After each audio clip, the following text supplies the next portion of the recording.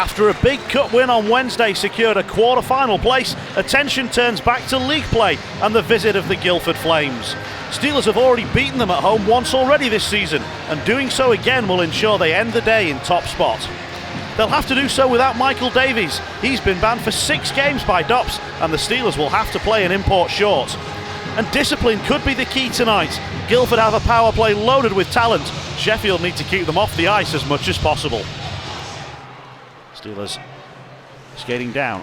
Eberle from the front of the benches. Gets it across to Bettauer into the far corner.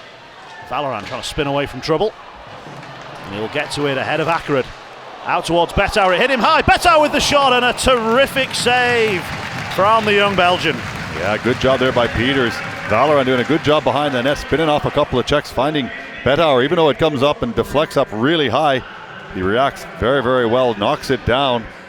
A little bit of a fortunate bounce up over a Guildford player, but the big body of Peters just snatches it out of the air with a glove.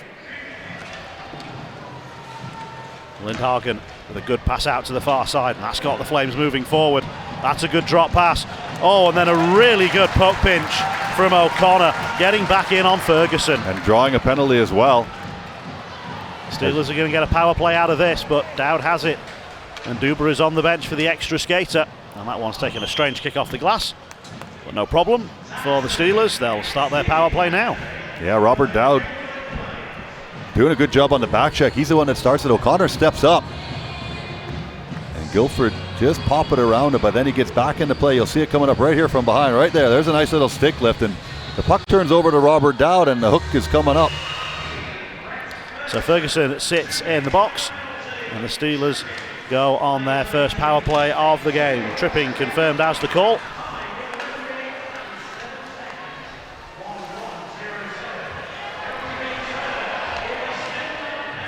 Valorand. Tronsinski moves it across. Valorand, he can be dangerous from that position. DeLuca, Valorand again. Tronsinski. Back with Valorand. Now the shot comes through. It's Sandstrom in front. Oh, nice pass from Connolly. Valorand, one-timer! So well worked and so well finished. Back with a bang and back with a goal. Yeah, it all starts on the corner there with Connolly doing good puck retrieval. Finding the boys out in front, and there you can see he's shooting back across the grain against the young netminder coming across this side. Valorant doesn't pull it and snap it short side. He pushes it as he opens his wrists, and Sandstrom does a good job as well. And Sheffield are off the mark on the power play, something that's going to help them out for the whole game if they can keep Guildford off it.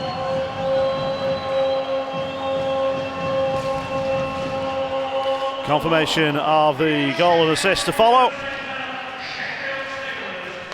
Steelers playing with a lead. Guildford looking to answer back. Crooks with a pass inside to Foster. He's just turned away from goal. It's really good work from Foster. Kept hold of it. David Phillips is knocked to the ice. But wedged against the wall. Slide down that far side. Stevie Lee trying to keep things in. Pushing and shoving. Eventually the Steelers have won the battle against Lee. Phillips sends it into the offensive zone. Steelers' goal was scored by 88 Marco Valorand. We might get another one here. Oh, they have! Peter's got a bit of it, but not enough to stop it.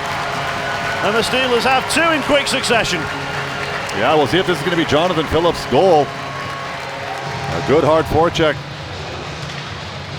on the play. Jonathan Phillips popped out in a high slot, just like he did the other day. Mellon goes in behind the net. You'll see it here. Puck gets turned over. Right there, good work by both Eberle and Mellon. And you'll see Phillips shoot it right here. We'll see where it goes. Not sure if it's Eberle that knocks it in or if it's the netminder. It's hard to pick it up. But Jonathan Phillips finding that open space again like he did the other night. Nice played out of the zone by Reddick. Too far ahead of Waters, but job done for the Flames penalty kill unit.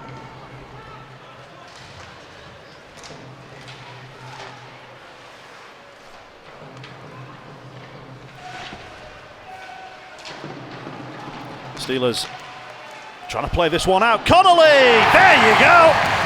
That's the one he's been waiting for. And the Steelers have a third inside the first period. Are you sure you not got a crystal ball underneath you there somewhere just to see what's happening for Connolly? You called it and he could use it, but DeLuca does a great job.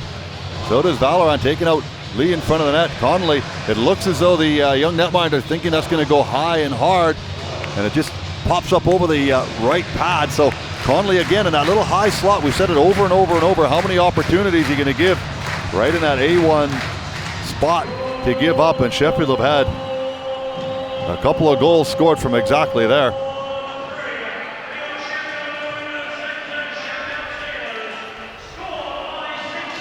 Melland trying to move inside. It was poked well away by Accurate.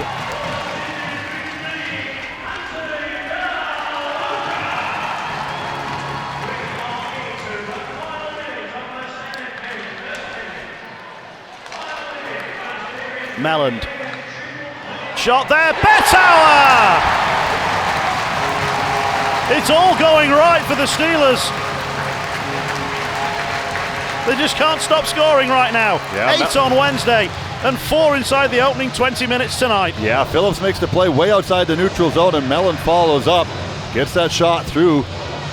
Can't blame the young netminder for that one, to be fair. Bounces off him, pretty awkward spot to try to control a rebound whatsoever, and Shudra sneaks down in behind coverage. Nobody sees him whatsoever from Guildford's forward position, and he absolutely roofs that with no opportunity for Peters to get anything on that one. Clean face-off win from Reddick, but then charged down, and Valorant has got a breakaway, and he's been denied by Wouter Peters. Valorant looks filthy with himself. Yeah, he doesn't look too overly impressed. He shoots this puck again very, very early. We saw, can't remember who did it the other day. They shot one very, very early. I think it was Eberle. Valorant has his head up all the way. That's a long way out, to be fair. I think he's looking either trying to catch Peters on the 9 hole, but he's a big netminder, takes up a lot of the net, so.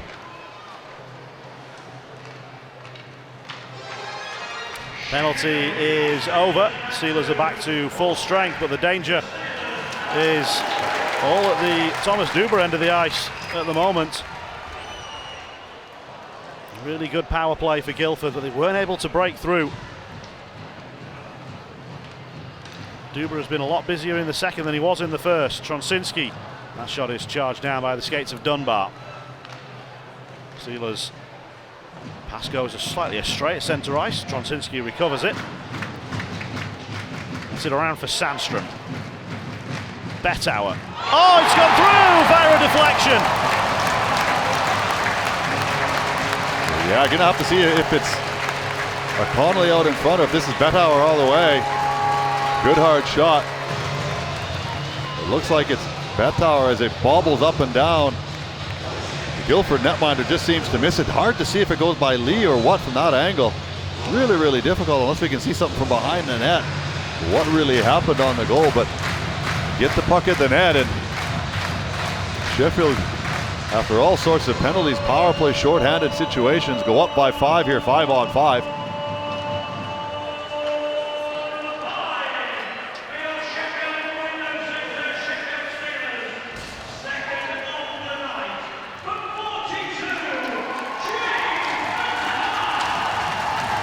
No deflection from another Steeler, so it's James Bettauer's goal.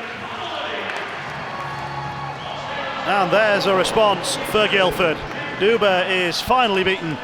It's Corbin Baldwin who has got the Flames on the board. Yeah, it almost looks like Duba is falling over here.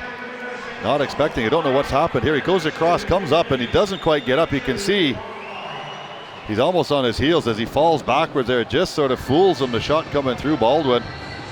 5-1 here, Sheffield lead. A good recovery for Guildford to see if they can build anything.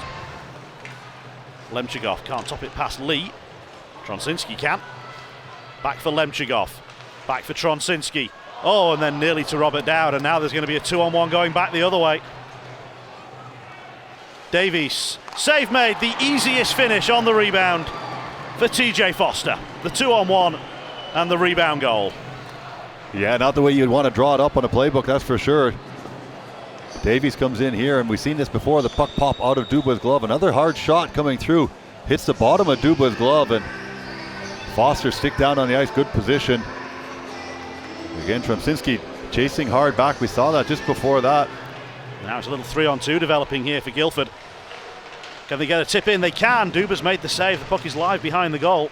Steelers are able to crowd out another centering feed and then get the puck out of the offensive zone as a result of the stick handling from Craig. Fans were hoping for a whistle there, but the officials deciding to let the play go on as Guildford voluntarily gave up possession. David Phillips with the hit. And then Duba is stretching, and the puck's back into a dangerous area. It's still sitting there, and Duba's got to make another save, and then it's knocked just wide. What a scramble. Waters was in there. Now it's Reddick. Now Craig. Shot through traffic, and the puck is knocked in. Waters has got a goal. It's back to 5-3. This is a real contest now. Yeah, Sheffield just all over the place in their own defensive zone, just run around completely. Guildford a couple of times shooting for passes and shots across the crease, and there's another one. You can see Waters' stick on the ice, O'Connor's stick not on the ice, and neither was Phillips there, so very, very difficult to control any sort of puck and player when sticks are vertical to the ice or horizontal to the ice. They're not. Presented to Dunbar. Craig sends the shot through. It's awkward. It's underneath Duba, and then it's loose. There's a real mess in there, and somehow the Steelers have got it covered.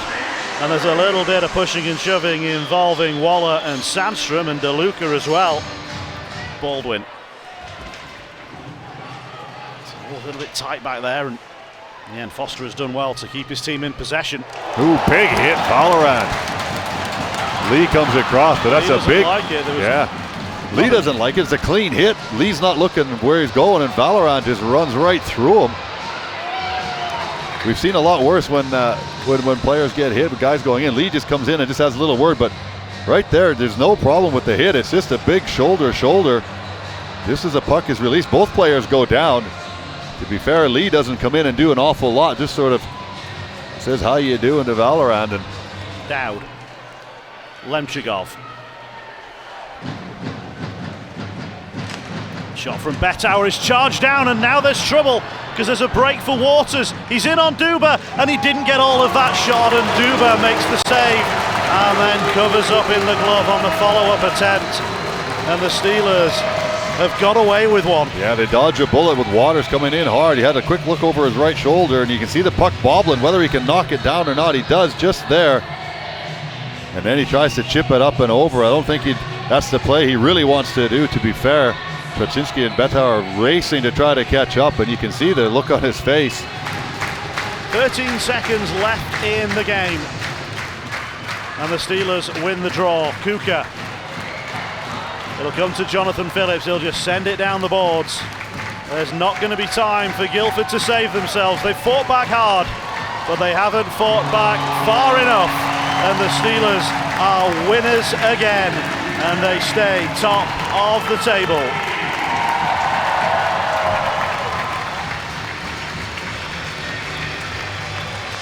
Coming into this game, James Betauer had 2 goals, and he matched that total in 60 minutes of play here. He scored the Steelers' 4th and 5th.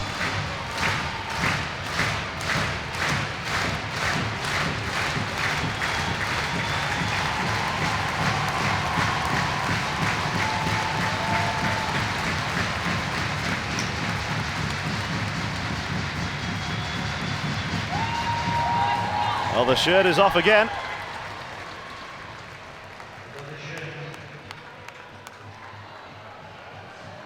And there's a souvenir for a fan down in 103. 2 valuable points. Aaron, talk us through that one if you would. Yeah, again, we've had a couple of these games now where we've done enough to win. I don't think we were great for the full 60 there. Thank God the 15-minute stretch there where the end of the first and early in the second there where we got our 5, and then we kind of shut it down, went on cruise control a little bit there, and they came back and had a really nice pushback and made a game of it. We didn't take care of pucks in the second. Neutral zone wasn't great. Battle level wasn't great. Got outworked a little bit. I think sometimes when you get up like that and the mentality changes a little bit, you got another game on Sunday there and you think you're going to be able to coast. And we've found pretty quickly in this league that anytime you're coasting and not playing 100%, that every team in this league has the firepower to score goals, and they made it a game tonight. Even 5-0 up, Duba was one of our best players, wasn't he? Yeah, especially in that second. I mean, I think the shots were like 17-5 in the second. I know we took a bunch of penalties and they had a bunch of power plays there, but for me, again, it was, we get a little bit soft in the neutral zone. We're not getting pucks deep. This is a team that their D like to join the rush, and we got to make them play a 200-foot game, and we didn't do that the last half of that hockey game. Good for James Batoa to get on the score sheet with the brace tonight. Yeah, it was good for James. He's one of those guys who's offensively really kind of coming into his own. He's jumping in the rush and good in the O zone there. Him and Tron have been both really good lately. Would it be fair of me to say that after a fairly slow start, he's actually got better and better and has really kind of bought into what we are right now? No, absolutely. He's been, like I said, the last 5 or 6 game there. I think I don't know exactly what he has, but I bet he's got six points and has played really well. When it came back 5-1, 5-2, 5-3, did he get a little nervous on the bench, or was it all fairly calm? Yeah, I wasn't happy. Yeah. I would have liked that game turn out to be something where we didn't have to squeeze and grind out at the end there, so that I would have liked to be able to play the kids. After the first, I pulled the kids in and said, okay, we're going to roll 4 here, and then we took penalties, and the first shift I got them out there, they get scored on, and then we give up another one, so I had to go away from them a little bit just because, unfortunately, sometimes in this league you need everybody going, and went back to going with 3 lines and mixing Sandy and in there with the other 9. Okay, and tomorrow night, obviously more of the same, but it's going to be perhaps a little bit more difficult in their building, isn't it? They play so well at home. Yeah, I've heard they're a good hockey team at home. I'm hoping our game, again, we've been really good on the road. We've found a way to keep the game a lot simpler on the road and not play the way I don't know what it is here. Some nights I think we want to put on a show for the crowd or make that hard, difficult play. But when we get pucks deep and when we make defensemen turn and go back and defend and finish our hits back there, we're hard to handle. We got to get back to that tomorrow. We cycle well, don't we? Especially that Armstrong line. We're so good offensively when we make D turn and defend. It's we're tough to beat down there. It's when we try to make the game cute in the neutral zone where we make that extra pass or try to play through the middle and it gets turned over, and then they have speed coming the other way, and that's when we're transition defense hasn't been great. It definitely wasn't great tonight. Our line rush against was horrendous. But that comes with not having a third guy high some nights and all 5 guys not tracking. Okay. Coach, a 5-3 loss tonight to the Sheffield Steelers. Just take us through that game. Recap. I thought the first period, the first 5.5 minutes, I thought we started really well. Everything that we spoke about doing, we executed very well for that 5.5 minutes. And then after that, I think Sheffield just kind of took a hold of the back end of that first period, and it's the first time I've really seen us dismantle like that in probably, was it 5 or 6 minutes, probably for the 3 goals. And like I said, it was we haven't done that. The goal he makes, I thought Peters had a good game tonight. He made some good saves, very good saves, but when he makes the first save, it's up for us, not just the defensemen, but the low forwards as well, to clear the zones, to tie up sticks. And we didn't do that for 3 or 4 those goals tonight. And like I said, we've done a very good job of that of late. And for whatever reason, we just, like I said, it's the first time we haven't done that. But then after that, we come in the end of the first, we're in a bit of a hole. And we go over a few things and we get back to our game plan. And then I thought the second and third, all I asked of the team was to win the periods. That's all I asked. He didn't set too big of a goal. Obviously, being that many goals down, it's just go out there, win a period, and we won the second period, and we won the third period. So it's kind of, it's frustrating, because had we showed up for 60 minutes tonight, we could have, I'm not saying that we would have won, but we might have got a result. And it was just them few minutes, but it's frustrating, because, like I said, I've never seen that from our group this year, and for whatever reason it happened tonight. But again, I'll give a lot of credit to my guys. It could have been quite easy just to shut up the shop and just accept that defeat, and then just course through the second and third period, but we didn't. We came out harder, and like I said, I thought probably the second and third we probably edged the gameplay, and just again, credit to Sheffield's goalie. He made some big stops as well. So yeah, it's hard, it's frustrating, but we've got to dust ourselves down, because we've got the same team at home tomorrow. And like you say, the way that I break it down to my group is, you're in a 6-game series with every team. 3 home, 3 away, and right now we're 2-0 down. We've been to Sheffield twice, so obviously it's 2 away games. For us tomorrow, we must win at home.